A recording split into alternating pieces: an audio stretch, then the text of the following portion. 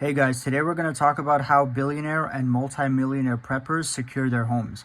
Some of them have bunkers, but today we're only going to talk about fortified mansions, luxury homes, and the security measures that they have. There are custom-built fortified homes that the ultra-rich buy if they're worried about their safety. Now, these homes in some cases aren't even off-grid. There are a few of these homes in Hollywood, and you can't even tell from the outside how well built and protected they are. To start off, these homes are designed to withstand most natural disasters, and they have the obvious alarm systems and security cameras, but they have a ton of other security features as well. They have bulletproof windows, and the doors are bulletproof and explosion proof.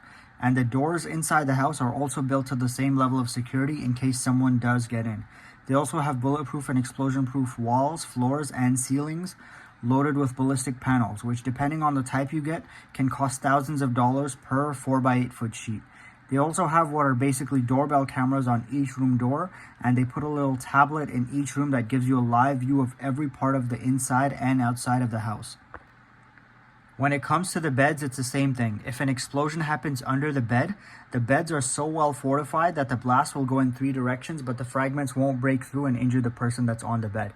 Inside the house, they also have safe rooms, which obviously have all the same features as the rest of the house, but it'll have a tablet which gives you access to all the doors around the house. So if someone gets in, you can lock or unlock each individual door and trap the person in or make them leave.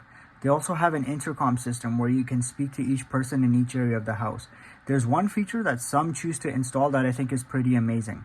Within the house and in front of some of the doors, they have a remote controlled weapon built behind the wall or the ceiling that can basically fire off 15 12-gauge rounds. You use that in case maybe multiple people broke into the house and you feel like they might somehow break through the door of the room you're hiding in before the police or a security team can come help you.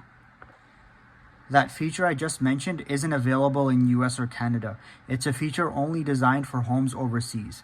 One defensive feature that is allowed in US and Canada is a fog blaster, which basically makes the intruder panic and not be able to see anything because the whole room gets filled with smoke.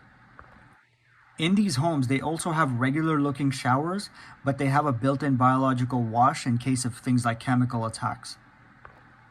Instead of a basement, they basically have an underground bunker which is at least 20 feet underground, designed to withstand nuclear, biological, and chemical threats.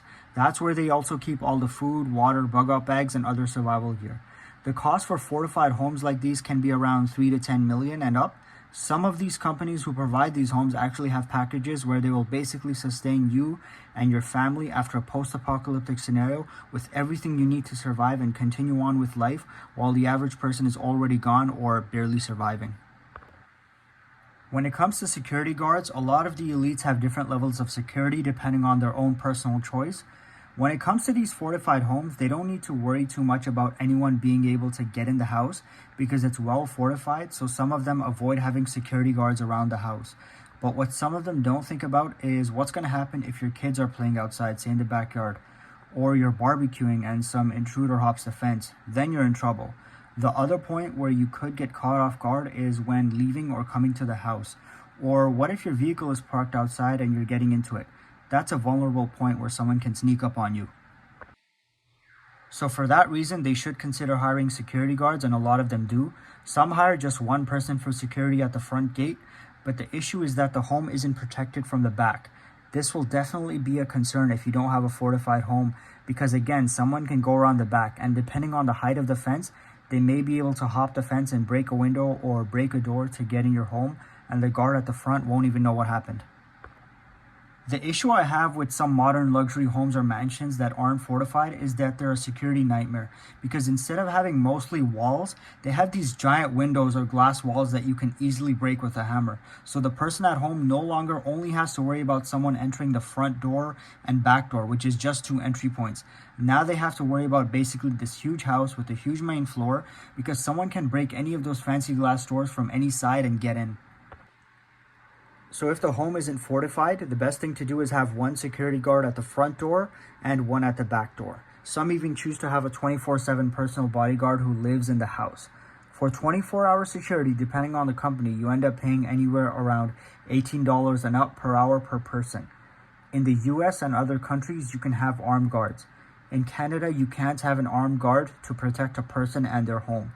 They are only allowed basically for bank security and Brinks trucks to transfer valuable items. And of course, politicians can have armed guards, which is mostly the responsibility of the RCMP. So in Canada, your security team has to rely more on having a larger number of security guards and also intelligence, preventative measures, and advanced planning. Now, I'm not saying bodyguards who are armed don't rely on those things as well, but it's just that much more important if you're a security team that isn't allowed to be armed.